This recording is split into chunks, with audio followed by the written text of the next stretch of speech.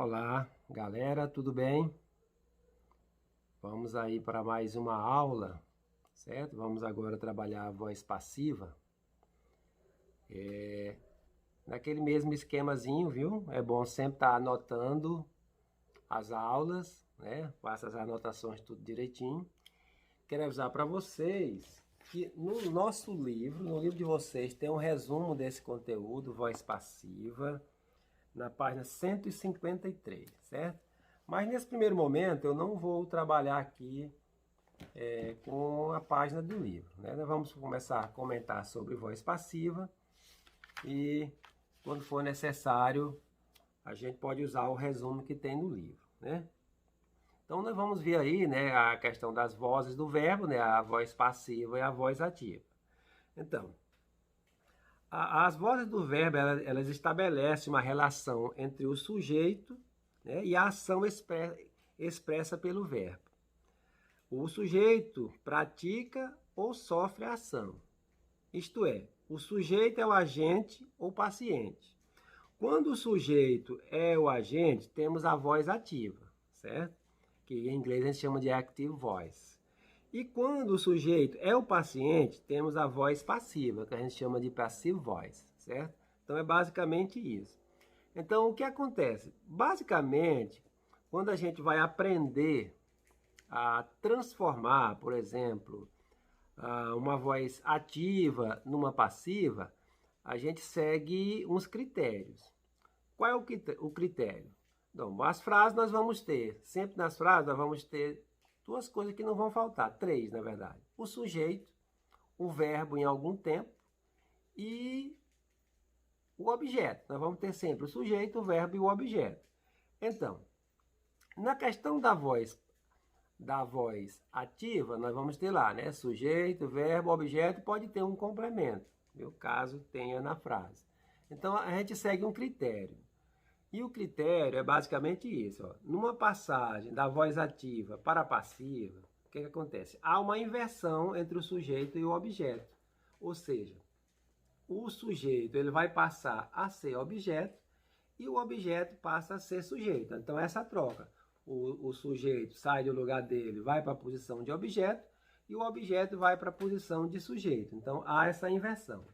Na língua portuguesa, vai aparecer um verbo, que é o verbo ser, certo? Vai aparecer o verbo ser como um verbo de ligação na voz passiva.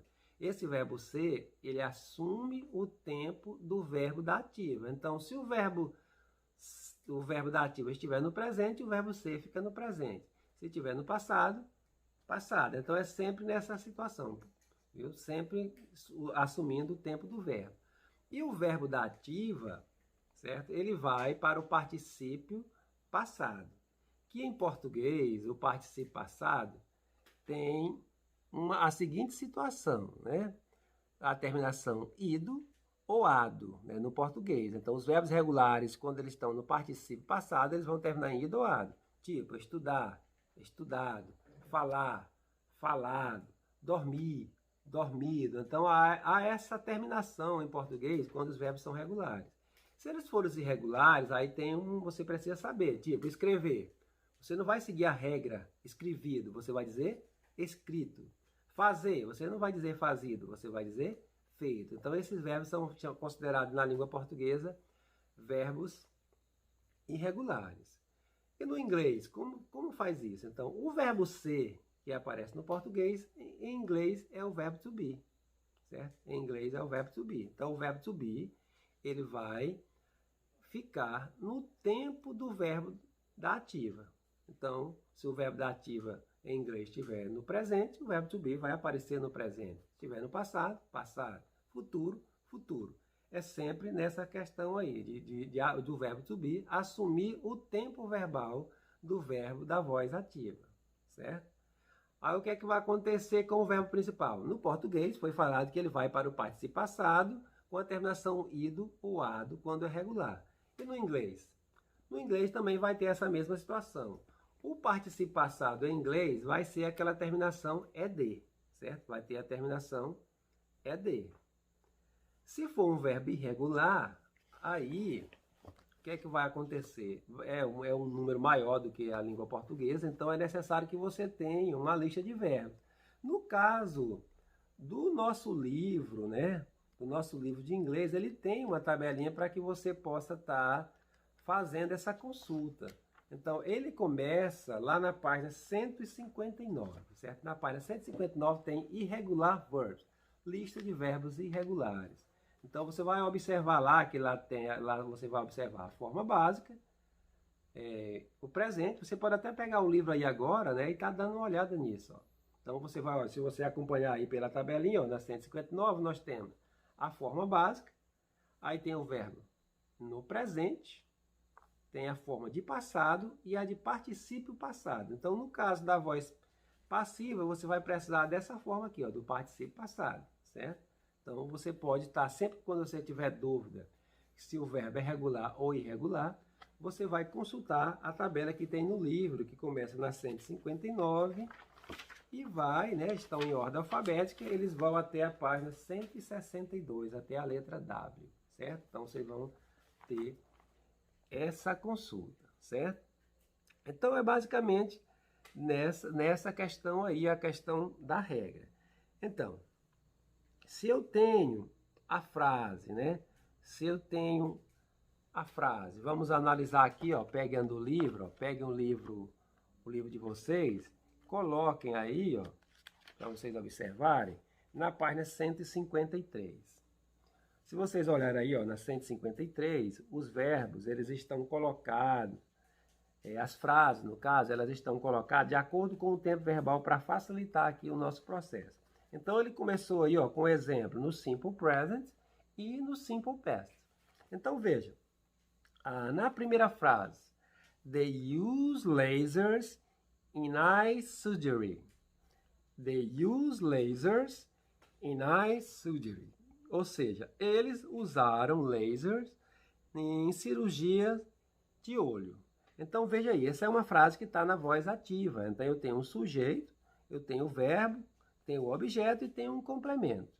Então, analisem bem, lá embaixo, onde tem o nome voz passiva. Então, quando a gente vai fazer isso, para transformar para voz passiva, o primeiro passo é você buscar na frase quem que é o sujeito. No caso dessa frase, na voz ativa, o sujeito é o pronome they. O objeto é o laser. Basicamente, o que é que isso acontece? Da seguinte forma, para você saber quem que é sujeito e quem é o objeto. Na voz ativa, normalmente você vai encontrar o sujeito antes do verbo, igual ao português. E o objeto você vai encontrar normalmente após o verbo. Então, sujeito antes do verbo, na ativa, objeto depois do verbo. Agora, o que acontece é que nem sempre é uma palavrinha só o objeto. No caso aqui dessa frase, o objeto é formado por uma palavra só, que é a palavra laser. Então, como o verbo use está aqui no presente, nós vamos usar o verbo to be, né? No caso, na forma de presente. Então, veja como ficou a frase. Nós pegamos o laser, olhem aí para o livro, levamos para o início. Ó, nesse quadrinho aí, ó, marrom, tem o nome voz passiva. Tá primeiro duas frases na ativa e embaixo tem duas frases na passiva. Então, veja. Ó.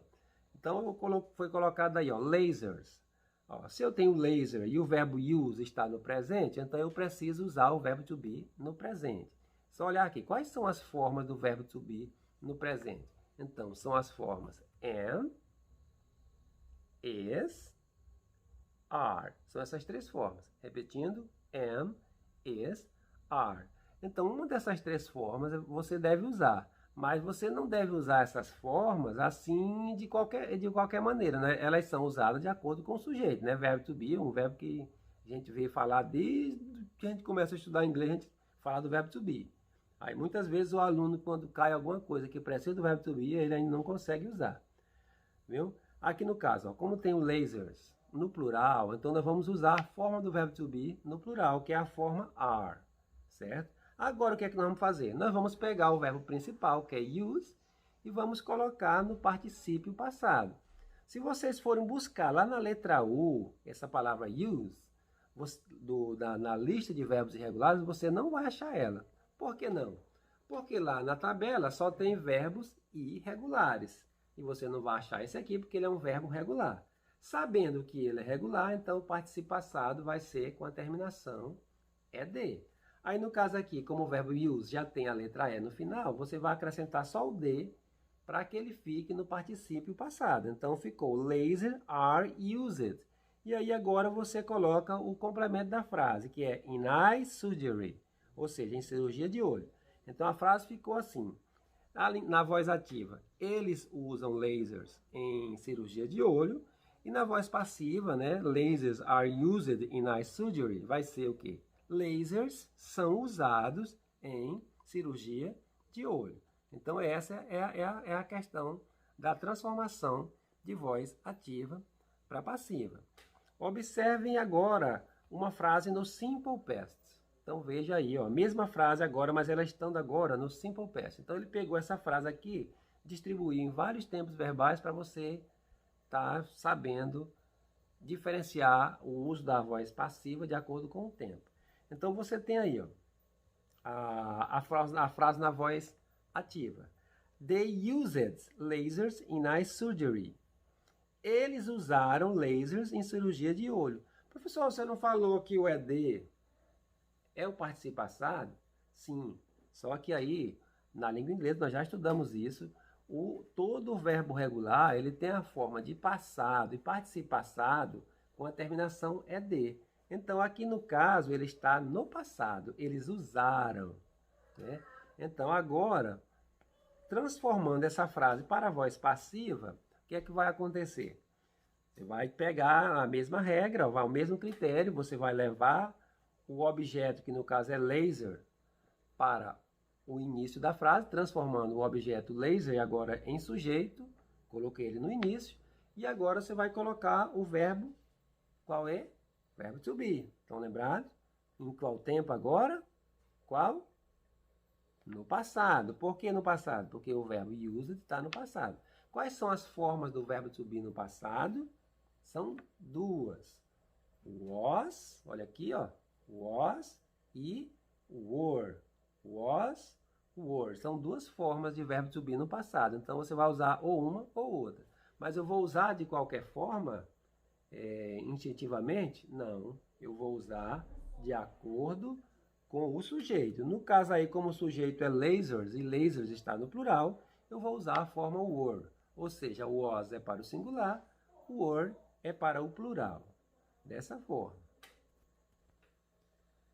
Bem, aí ó, vocês poderiam estar perguntando, professor, o senhor não falou que o sujeito vai passar objeto e o objeto vai passar a ser sujeito?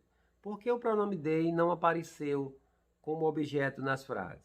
É porque é o seguinte, ó, a gente só vai usar o sujeito como objeto quando o objeto for basicamente pessoa. Quando for pronome, você pode simplesmente retirar ele da frase, certo? Não vai precisar utilizar ele. No caso, se fosse utilizar, a gente teria que transformar esse pronome sujeito aí, no caso é o pronome they, no pronome objeto, que é a palavra them. Mas não vai ser necessário fazer isso. Então, se fosse um nome de pessoa, aí sim, você precisaria colocar o nome lá como objeto. Mas no caso, sendo pronome, você simplesmente não coloca na frase quando for transformar para a voz passiva. Muito bem. Então, vocês observaram aí no presente e no passado. Agora, nós vamos ver agora com orações com will. O que é esse will? O will nada mais é do que o auxiliar do tempo futuro. Ou seja, quando vocês olharem uma frase onde tenha essa palavra will antes de um verbo, é porque essa frase está no tempo futuro. Diferente do português, nós não colocamos, os verbos não são transformados para o futuro na própria escrita do verbo, como a gente faz com o português. Por exemplo, estudar, estudarei. Não existe como escrever a palavra estudarei em inglês, não existe. Assim como tem, por exemplo, table, mesa. Então tem a palavra mesa e tem a palavra table, que seria um correspondente. Se eu pegar um verbo no presente, por exemplo, play, jogar, certo? Tem como escrever em inglês e em português. Se eu for escrever o passado do verbo play, né, que eu vou acrescentar o ed no final, played, que seria qualquer uma das formas de passado do português, né? Porque o inglês não vai ter aquela mudança, aquela flexão temporal e nem nome de verbo, não vai ter nenhuma, não vai ter nenhuma dessas flexões.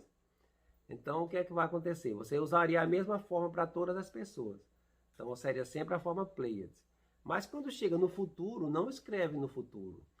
Viu? Aí o que é que acontece em inglês? A gente bota uma palavrinha, um auxiliar do futuro, que é o will. Então, quando vocês olharem o will antes de um verbo, você não vai traduzir a palavra will, você vai traduzir a palavrinha que está na frente, que normalmente é o verbo, e esse verbo, na hora de você traduzir, você vai traduzi-lo no futuro, fazendo a concordância com o sujeito. Por exemplo, na frase aí, ó. They will use laser in eye surgery. Né? Então, em português, eles, aí você vai, ó, eles, aí você tem o verbo use, verbo usar. Como eu tenho o will na frente, então você vai trazer o verbo use, usar, no futuro. Então, eles usarão lasers aqui só mudou, né? Estava olhando aqui, né? In other areas, eles usarão lasers em outras áreas, né? Eles usarão lasers em outras áreas. Então, veja só, quando eu vou mudar para a voz passiva, aí é o mesmo critério como sempre. Qual é o critério? Transformar o objeto em sujeito e o sujeito em objeto. Não vamos transformar, né, aqui no caso, o sujeito em objeto por ser um pronome. Então, você vai trazer a palavra laser para o início, já foi colocado. Aí vocês estão vendo agora o will be. Professor, will be, por causa da regra, o que é que foi dito? O verbo to be sempre assume o tempo do verbo da voz ativa. Então, lá em cima era you will use, né? O verbo usar no futuro. Quem que vai ficar no futuro agora? É o verbo to be. Então, vai ser will be. Aí, o verbo use vai para o particípio passado, como a gente já vinha colocando. Então, acrescentou a terminação ed. Aí, terminou a frase, in other areas.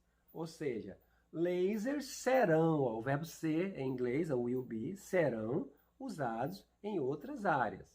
Então, é assim que faz a transformação.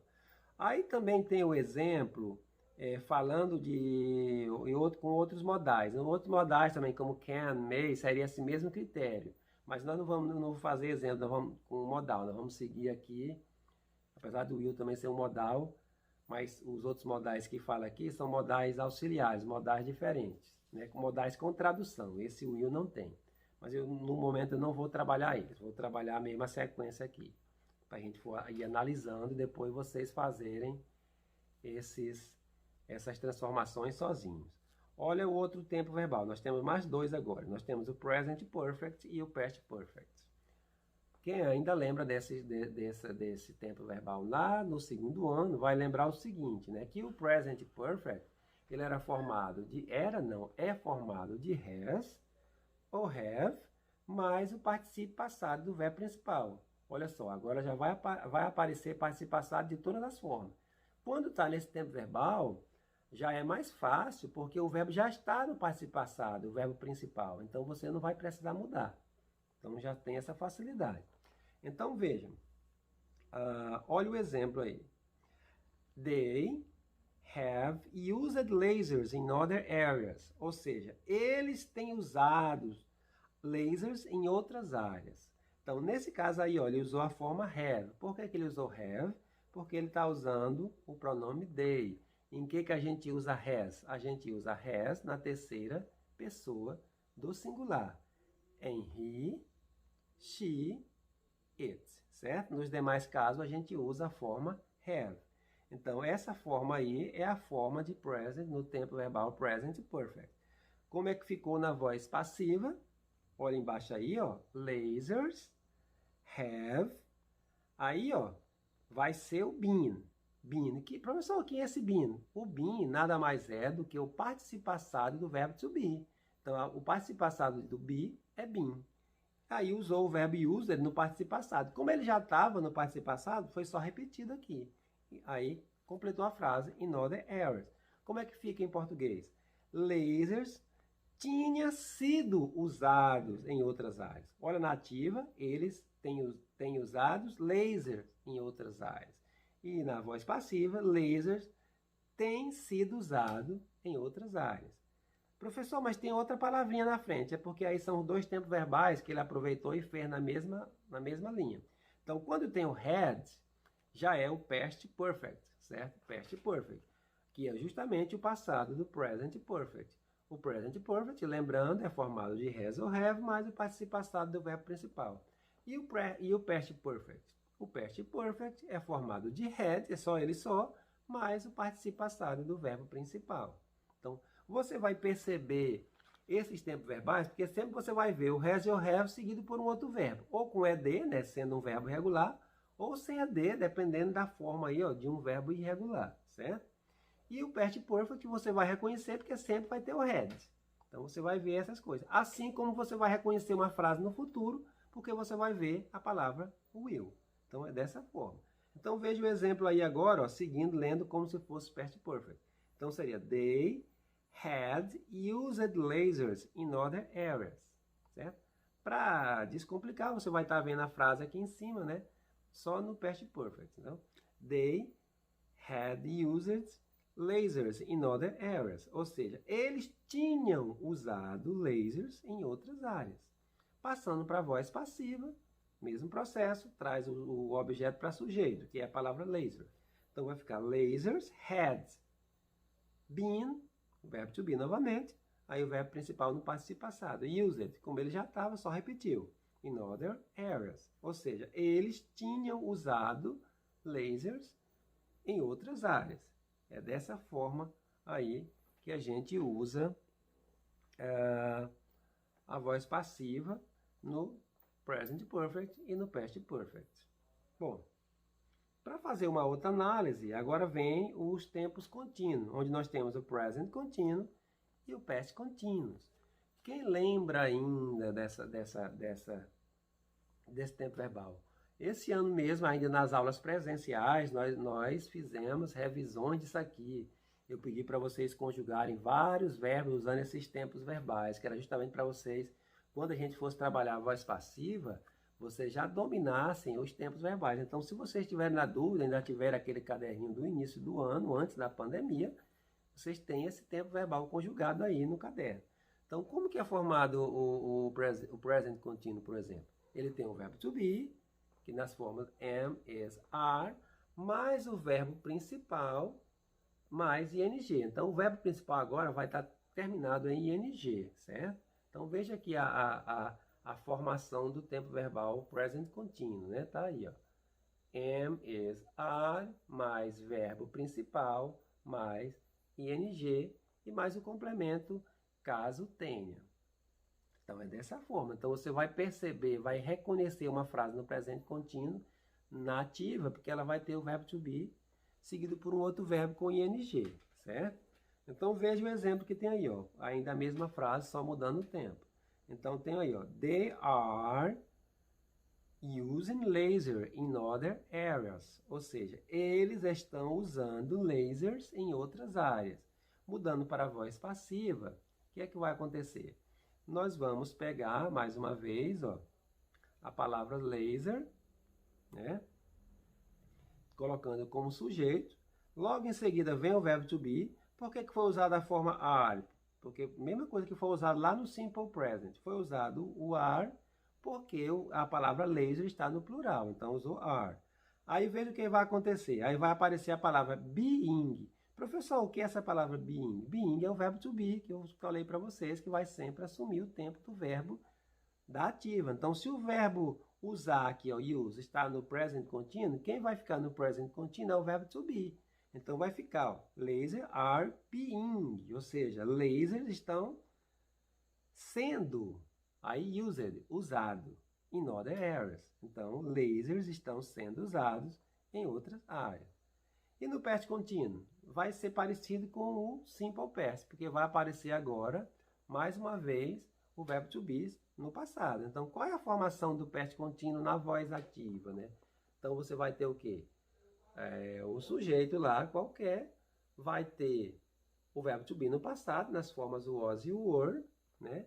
Mais o verbo principal, mais ing e o complemento da frase. Então, vai ser sujeito, was ou were, dependendo do sujeito, mais verbo principal, mais ing e mais o complemento. É assim que você reconhece uma frase no past contínuo, né? Então veja o exemplo que tem aí, certo? Então nós temos aí, ó, lasers, ele pegou a mesma frase, já aproveitou e fez as duas em uma. Então a parte para o past contínuo é usando a palavra were e não are.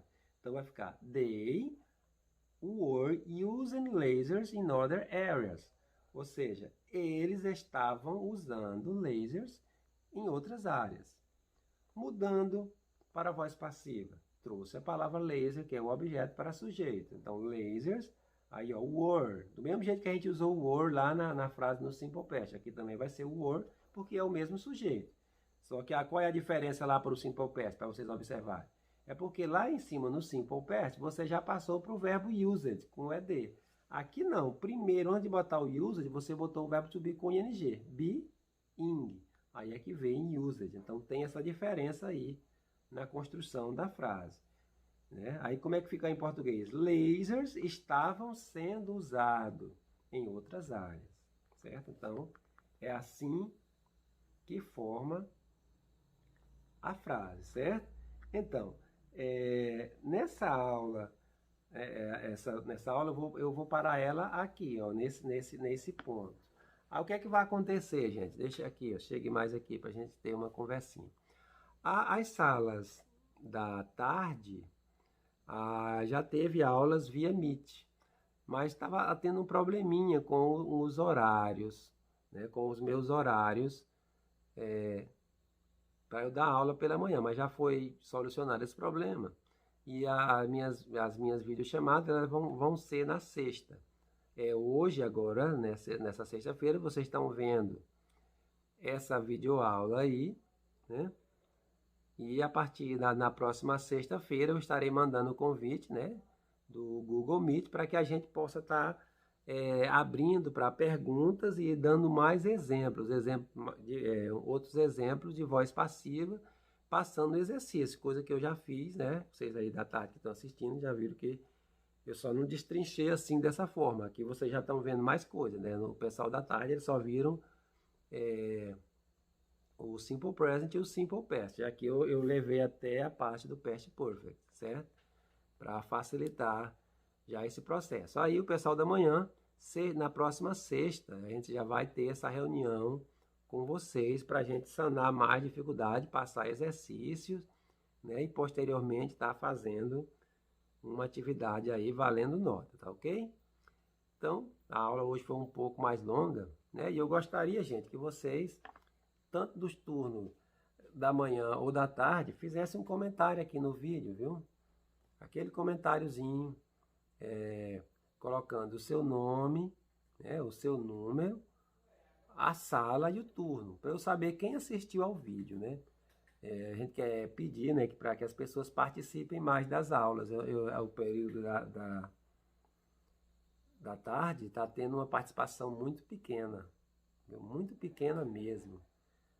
Aí fica difícil até para a gente avaliar com essa participação tão pequena pelo número de aluno que tem, né? Então tem muito aluno para uma participação tão pequena dessa. Então vocês têm que entender que é o futuro de vocês escolar que está em jogo, né? Vocês não podem perder esse ano assim, né? Não vão me deixar retido, mas às vezes uma retenção pode até ser melhor do que isso, que para ter as aulas e vocês não assistirem, quererem só nota, gente, fica difícil. Então, se preocupem mais com a questão da aprendizagem, viu? Eu estou observando que estão mais preocupados simplesmente em passar do que simplesmente estudar. Então, tinha sempre a desculpa da internet, não dá para assistir porque a internet é fraca, a gente só tem a internet 3G, não dá para assistir essas aulas, essas videoaulas, porque são muito pesadas. O governo do estado manda chip com internet para vocês. E mesmo assim a gente ainda vê um número muito baixo de participação. Então ainda dá tempo ainda para a gente pelo menos melhorar. A gente sabe que o ano não é a mesma coisa de uma aula presencial, onde você tem uma interação muito maior, mas pior mesmo seria vocês perderem o ano, certo? Então vamos se esforçar mais. Talvez as pessoas que eu preciso dizer isso nem estejam assistindo ao vídeo, né? Mas vocês que estão assistindo, chamem, vamos chamar os colegas, vamos lá, gente, vamos para as aulas, vamos ver até uns ideias aí que é para que vocês não saiam muito prejudicados. A gente já sabe que já estão sendo prejudicados, mas não foi uma coisa da escola, nem do governo, nem de ninguém. Foi uma coisa que aconteceu e nós temos que vencer isso, né? E era só isso mesmo, né, para hoje, né? Então vamos. Tchau e vamos bola para frente. Vamos lá. Estudem. Vamos lá, vamos estudar. Tchau.